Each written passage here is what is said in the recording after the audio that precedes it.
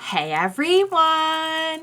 Welcome back. I am back today with more RWBY and something a little bit different today. We're going to be checking out those Volume 3 World of Remnant episodes. If you're joining me early today, you already know what it means. It means you are one of my awesome patrons. Thank you so much, and as always, I am sending you up those big old hugs right through that screen.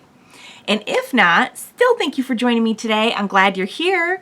I do hope you'll consider supporting me that way. The link to my Patreon is going to be in the description down below. All right. I really like the World of Remnants. I like the Volume 2 ones because we get this info throughout the volume typically, but it's really nice to have kind of a concentrated dose of like, okay, in case you kind of missed it, which I do a lot, in the context of how we were telling it as it relates to the story, here is just kind of a nice like dictionary definition, and it just kind of like highlights everything. And I like to do them at the end of the volume because it kind of refreshes me on the essential things that we learned about the world in the volume before I move on to the next one. So I'm going to be I'm actually watching it on Rooster Teeth's YouTube. So if there's ads and stuff, I might have to cut around that. I don't know. I feel like they're too short to have like a ton of ads in between, but Crunchyroll for some reason did not have, they had like 3 of them out of 4. And I want to make sure I'm watching all 4. Because I see there is one about the 4 maidens. And that's one of those things that, like, I thought they did a good job of telling that briefly. But I would love to, like, hear a little bit more. I don't know if, like, we're actually going to learn more, like, something we didn't already know. But you guys, there is one way to find out. What do you say we go ahead? We get started with these World of Remnants. Let's go. All right, this one's Vital Festival Tournament. As you now know.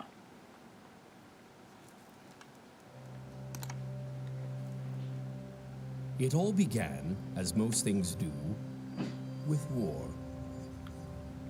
The kingdoms of the world had been locked in a violent struggle for years. But eventually the Great War of Remnant came to an end on the small island of Vital. Okay. It was here that humanity's leaders chose peace over bloodshed and constructed the future of modern society, establishing new laws, new academies, and new traditions. All right. The Vital Festival was created to serve as a celebration of peace between the kingdoms. Every 2 years, a kingdom would be chosen to open its doors to the world, allowing citizens from every corner of Remnant to meet and indulge in one another's cultures. Oh, that's kind of like the Olympics. Was the Vital Festival Tournament. Yeah. That's cool. I love the way they do this. Academies proved to be a success. The Vital Festival Tournament was designed to test the strengths of the kingdom's warriors in a safe and friendly competitive environment.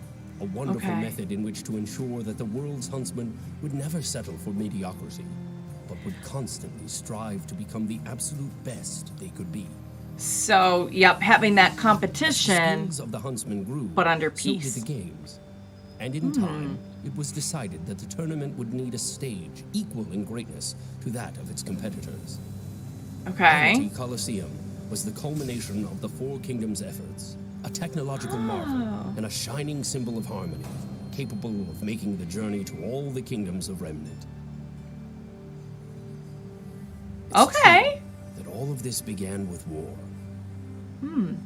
But it is peace that has served to shepherd humanity on its ascension to greatness. They made something good out of it.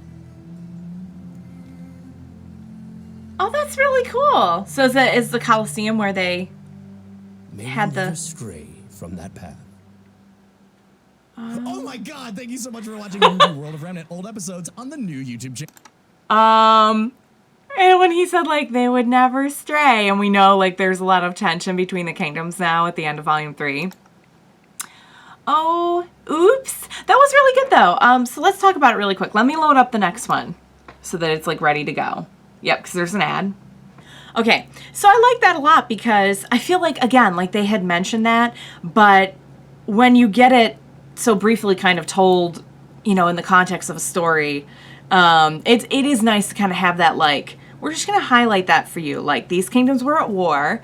When they decided to have peace, we created this festival. We created this tournament to kind of, so that their huntsmen and huntresses could compare skills, but kind of under peace. Like, everyone would be kind of aiming to be their best, and but by interacting and fighting with other kingdoms and everything, you can do that. But this is also a celebration of the fact that, like, we're working together now as kingdoms, except that I don't know at the end of so I'm at the end of volume 3, and I actually just finished the volume 3 soundtrack reaction like a couple days ago, and so they had kind of hinted at the end of it. If you haven't seen the end of volume 3, like, don't listen to this, but they had kind of hinted, like, they're not like at war, but they're kind of like, because nobody really knows what happened outside of,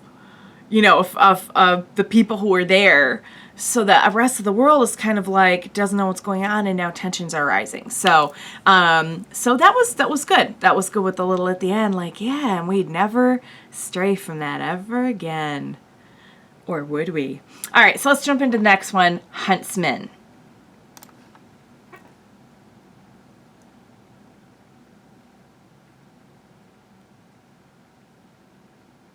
This should be good. Huntsmen and Huntresses, the best and brightest warriors of Remnant, ranking higher than kingdom police and even military in terms of strength and skill. Oh, that the occupation was established alongside the Huntsman Academies after the Great War, with the hope of creating elite warriors whose sole purpose would be to combat the creatures of Grimm. Okay. Beacon Academy was founded in Vale, Haven founded in Mistral, Shade founded in Vacuo, and Atlas founded in the now-defunct kingdom of Mantle. Oh. These institutions accepted graduates of primary combat schools who showed enough promise and tenacity to not only battle the world's deadliest creatures, but also protect their fellow man. Right. For this reason, trainees are grouped into teams, I know them. ensuring the continual development of communication, empathy, and teamwork. Right, that's very that important. Are vital to any guardian of peace. As an additional precaution to maintaining peace, the founders of the academies believe that their graduates should be kept separate from kingdom allegiance. Once finished with their training, huntsmen and huntresses are free to choose who they work for, as well as what kind of work they will do through the use of mission boards. Okay. Oh, we've seen Allying those. with a particular kingdom or village is entirely up to the individual. However, Atlas Academy has come under increasing amounts of scrutiny for the indoctrination of military lifestyle upon its students, pressuring them to enlist in the Atlas military's special operatives. And that's unit. winter. Every academy has its own methods of teaching, but the end result is the same. Huntsmen and huntresses ready to make their own paths. Some will stay together as a team, some will move on to work alone. But all are expected to serve humanity. Yes. It's more than just being... to the darkness. Oh! Guess what? I think maybe... I think maybe we do have to worry about that darkness now. Let me load up the next one. Okay. I like that one a lot because that one I feel like went a little bit beyond this is how everything works. It did do that, but they also kind of put there were some things that, like, I didn't realize that, like, when they say they rank higher than, like, their military or police, are they really at, like, the top of the power spectrum, or do they just mean they're a little bit of dust, I'm sorry. Do they mean that they're just, like, trained more and maybe, like, more skilled or something like that? It sounds like they're kind of, like, at the top. But that they're real, yes, they're trained to fight and everything because of the Grimm, but their ultimate mission is to protect the peace. Like, they were born out of this, like a lot of things that we're seeing were kind of born out of this post-war world, to always maintain that peace. And another little thing they dropped in there, which we knew there was like tensions with the whole military thing with Ironwood and Atlas, but this kind of like highlights it that, so basically when you graduate, you can go wherever you want. You can pledge allegiance to a kingdom. You cannot pledge allegiance to a kingdom. Your missions are up to you. It's very flexible, but Atlas is kind of like pushing a little bit on their people. That I don't think I was fully aware of. So that is interesting. That I feel like if it was mentioned, I didn't quite get it. So I feel like I did learn something new there. But yes, and I love how each one ends with like a little, if things were to ever go wrong, which they definitely won't,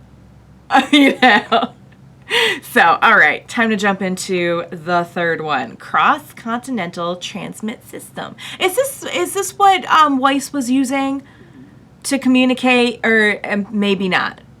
Transmit system sounds like a communication system, doesn't it? We'll find out. Let's find out. Throughout the years, the world of Remnant has seen hundreds of technological advances that have changed society. The most influential of all of them being the cross-continental transmit system. Okay. Prior to the invention of the CCTS, long-range communication was extremely limited. Yes, we saw the this. Discovery and development of radio technology allowed for communication within the boundaries of most kingdoms. But communication with other parts of the world was restricted to the physical delivery of messages. Because they don't have, like, even their With phones every aren't alternative form of phones. communication that was proposed, there seemed to be the perfect obstacle. The destructive nature of the creatures of Grimm severely limited the reliability of ground-based technologies. Yeah, because we know beyond the concept kingdoms of relay there's... satellites orbiting around the planet was promising. Unfortunately, modern man has yet to make the technological advancements required to achieve spaceflight, as all known dust types lose their power as they begin to leave Remnant's atmosphere. So their tech is a Eventually, little it was the different than people of ours. Atlas, the world's leader in science and technology, that developed the cross-continental transmit system. Okay. It was revolutionary. Which we learned in that one Like episode. radio, signals were sent and RWBY was received like freaking out about it. though the content of these transmissions were not nearly as limited. Audio, video, images, and text were all capable of transmission, and eventually an entire online web of information was at mankind's So that's how they made like their Currently, internet and the system Wi-Fi. is supported by 4 primary relay towers, each located within a safeguarded area of the kingdoms. Okay. These towers allow for wireless communication within a kingdom through the use of devices such as scrolls. Okay. Signals become less reliable the farther a user travels from the CCT tower. So they're really And although describing smaller like support towers do exist. they're outside describing of like kingdoms, they are something very constantly similar. At risk of destruction by the creatures of Grimm. Oh, Shortcomings aside, that's a for little the first different. time in history, digital transmissions between kingdoms were possible through the use of slightly more advanced devices, typically found in homes and CCT centers. The cross-continental transmit system has and will continue to advance the progression of mankind. However, if one of the 4 towers is taken offline, the entire network fails with it. A slight Really? inconvenience during routine maintenance, but to be honest, I find the limitation somewhat poetic. No one voice is louder than the others, and no voice may be silenced without the rest. If the That people is of Remnant poetic. are to speak, then they shall do so together. Interesting. Or not at Oh. all. Oh my god. Oh my god, thank you so much. All right. Okay, so that was very interesting. Did they, I feel like, correct me if I'm wrong, did they say that like one of the towers had gone down at the end of volume 3 because they couldn't all communicate with each other? Or am I not remembering that? I might not be remembering that correctly, but that would explain why they can't all communicate about what actually happened. I feel like maybe that is what happened. We will put a we'll put a bookmark in that conversation. But there is something kind of poetic about that, you know, if we lose communication with one, we've lost communication with everyone. Also, the fact that Grimm can knock down one of the satellites. So first of all, like, very cool that despite not following our exact track of like how we develop technology in like our universe, like our real world, they did kind of like, they found ways around it, and they basically came up with like cell phone towers and Wi-Fi and you know, it didn't even occur to me in that episode with Weiss that like, oh, I was just thinking like, yeah, they just have like regular, and they did mention it because Ruby was freaking out about the fact that they had that. But, you know, it just kind of like didn't really click with me, and it just kind of felt like, oh yeah, so they just, you know, they have like cell phones and stuff. Like even the things that they hold, like they look like phones, but they're not phones, and they have called them like other names. So like they have kind of come into this similar technology, but the difference being that, you know, the Grimm can take those out. And we know with all the Grimm like coming forth, like, oh shoot, like that's a big problem. It is very poetic though. I like that he pointed that out. Okay, last one. The four maidens. The four maidens.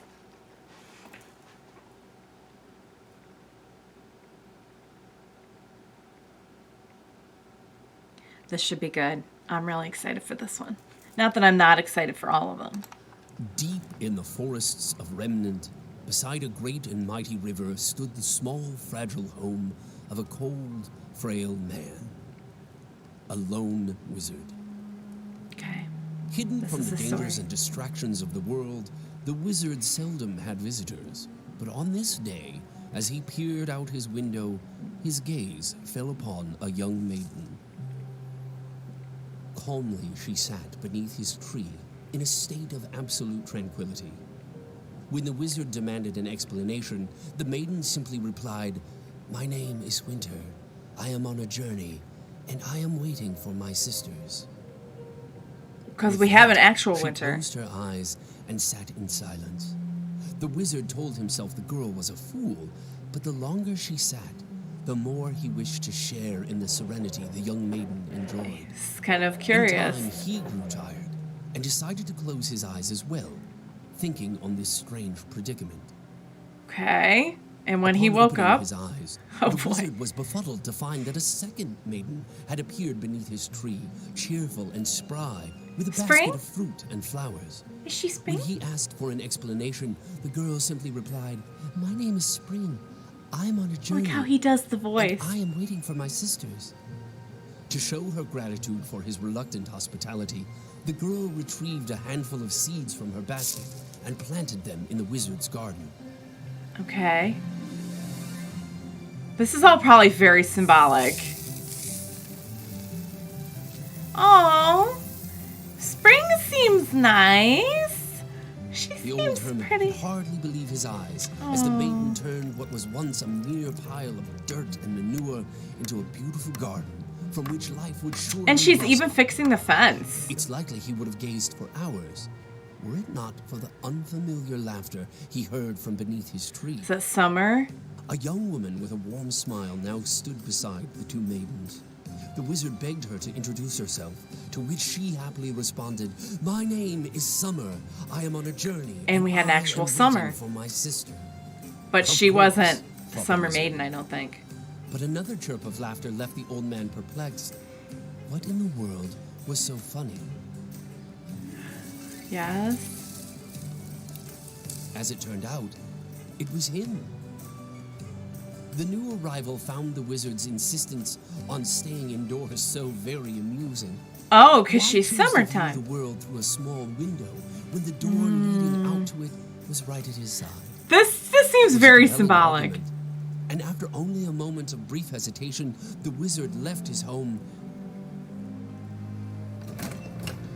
and snuck outside. The warmth of the sun brought with it a surge of energy and life, and soon the wizard wasn't feeling much like himself anymore. He was feeling better.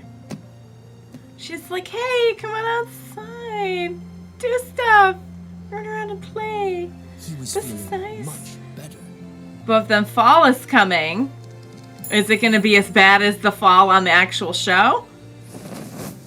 As the day drew to a close, the This is maidens nice. and the wizard all settled down and prepared a feast. Winter set the table. Spring supplied the crops. Summer Okay. prepped the meal, and the wizard was the happiest he'd been in ages. But there's still one left, guys. But in all the excitement, he nearly failed to notice the delicate woman that now stood beneath his tree. Fall. He smiled and beckoned her to join them, asking only for her name. "My name is Fall," she replied softly. "I am on a journey and am here to meet my sisters. Who are you?" "Me?" the wizard wondered. Who are I you am now? but an old hermit. I have lived in these woods alone for centuries. But he's and changed. I'm afraid my story is not very interesting, as I have no one to love and nothing to my name. Really? Because it looks like you have 4 friends and a The big eldest feast. sister looked up at all that surrounded them. "But sir, do you not see? You have so much." That's beautiful. Each With one their came and help, brought something it to was him. now clear to see that the wizard had everything he could ever need. He was grateful, but a question lingered in his mind. "Why me?" he asked. "Why did the 4 of you choose to open my eyes, to That's a share good with question. me your gifts? Why am I so special?" The 4 sisters looked to one another, perplexed. Finally, the eldest spoke. "I beg your pardon, sir, but we did not do these things for you because you were special. We do what we can for everyone because we Really? are able." The old wizard was at a loss. Wow. Never in his years had he come across such kindness. It was in that moment That's really that he knew beautiful. what should be done. The wizard summoned his magic, every ounce he could muster, And? and bestowed it upon the sisters. Aww.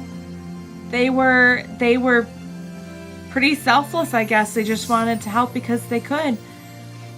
And that's how the maidens, that's how like that very powerful power that all the He maidens smiled. have came about. Take this gift and know now that you are able to do so much more. Now, Aw. armed with the elements, the very powers of nature, and the unimaginable magic of the wizard, the 4 maidens, winter, spring, summer, and fall, promised to carry onward with their journey, using their gifts to aid others, just as they had. I aided wonder him. how that relates to our One by girls. one, the sisters left. Before they did, they made one final promise. Yes. They promised to return each and every year to visit their dear friend. So do all the maidens have to go back and see him? Did like Amber have to go and visit him? Oh my. Okay.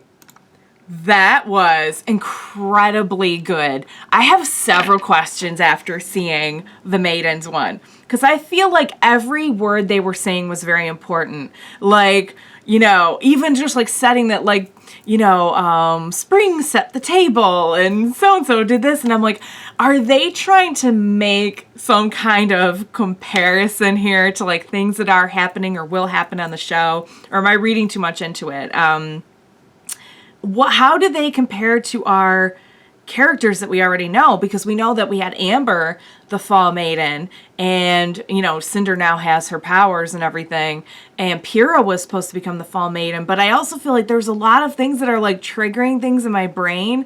For example, like the way that we have an actual character named Winter and had an actual character named Summer, but Summer, and again, this is all post-Volume 3 stuff, so please everyone have watched Volume 3 when you see this. But we know like Summer was like one of the Silver-Eyed Warriors, not the Summer Maiden. But it's really weird that they should have these maidens that go by these names, and we have a Winter and a Summer, and it's like, it's hurting my brain. And I want to know if there's like something related from this more directly to like our teams in current day. Beautiful story though. Beautiful story of how, you know, they were just there because they could. They could help, and they did. And so he chose to give them all that power.